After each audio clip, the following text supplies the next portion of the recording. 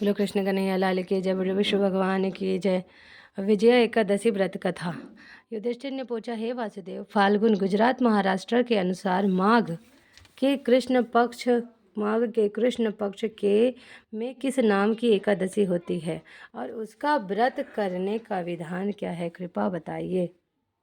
भगवान श्री कृष्ण बोले, युधिष्ठिर, एक बार नारद जी ने ब्रह्मा जी से फाल्गुन के कृष्ण पक्ष की विजया एकादशी के व्रत से होने वाले पुण्य के बारे में पूछा तथा ब्रह्मा जी ने इस व्रत के बारे में उन्हें जो कथा और विधि बताई थी उसे सुनो। ब्रह्मा जी ने कहा, नारद, यह व्रत बहुत ही प्राचीन, पवित्र और पाप नाशक है। यह एकादशी राजाओं को विजय प्रदान करती है, इसमें तनिक भी संदेह नहीं है। त्रेता युग में मर्यादा पुरुषोत्तम श्री रामचंद्र जी जब लंका पर चढ़ाई करने के लिए समुद्र के किनारे पहुंचे तब उन्हें समुद्र को पार करने के लिए कोई उपाय नहीं सूझ रहा था। उन्होंने लक्ष्मण जी से पूछा, सुमित्रा नंदन, किस उपाय से बोलना नहीं बेटा, किस उपाय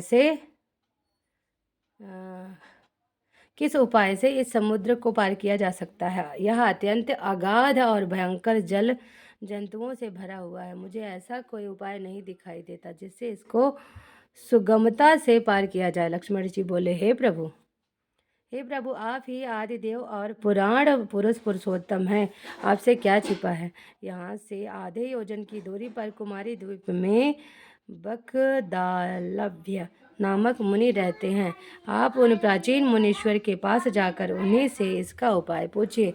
श्री रामचंद्र जी महामुनि बकदालभ्य के आश्रम पहुँचे और उन्होंने मुनि को प्रणाम किया। महर्षि ने प्रसन्न होकर श्री रामचंद्र जी के आगमन का कारण पूछा। श्री रामचंद्र जी बोले, ब्राह्मण, मैं लंका पर चढ़ाई करने के उद्देश्य से अपनी सेना सहित यहाँ आया हूँ।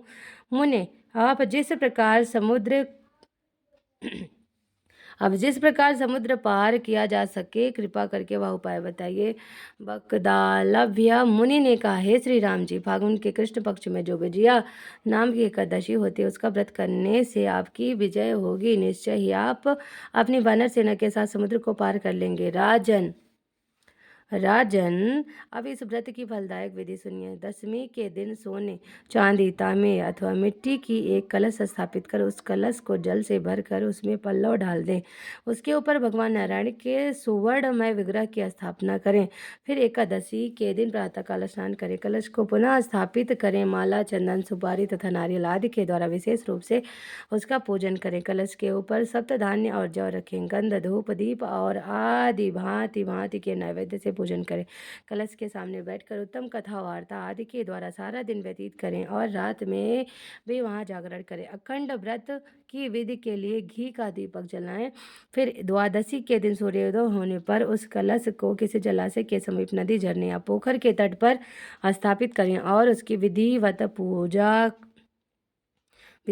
करके देव प्रतिमा सहित उस कलश को वेदा ब्राह्मण के लिए दान कर दे। कलश के साथ ही और भी बड़े बड़े दान देने चाहिए। श्री राम, आप अपने सेनापतियों के साथ इसी विधि से प्रयत्न पूर्वक विजय एकादशी का व्रत कीजिए, इससे आपकी विजय होगी। ब्रह्मा जी कहते हैं, नारद, यह सुनकर श्री रामचंद्र जी ने मुनि के कथनानुसार उस समय विजय एकादशी का व्रत किया। उस व्रत के करने से श्री रामचंद्र जी विजयी हुए। उन्होंने संग्राम में रावण को मारा, लंका पर विजय पाई और सीता को प्राप्त किया। बेटा, जो मनुष्य इस विधि से व्रत करते हैं उन्हें इस लोक में विजय प्राप्त होती है और उनका परलोक भी अक्षय बना रहता है। बोलो कृष्ण कन्हैया लाल की जय, बोलो राधा रानी सरकार की जय। भगवान श्री कृष्ण कहते हैं, युधिष्ठिर, इस कारण विजया का व्रत करना चाहिए। इस प्रसंग को पढ़ने और सुनने से वाजपेयी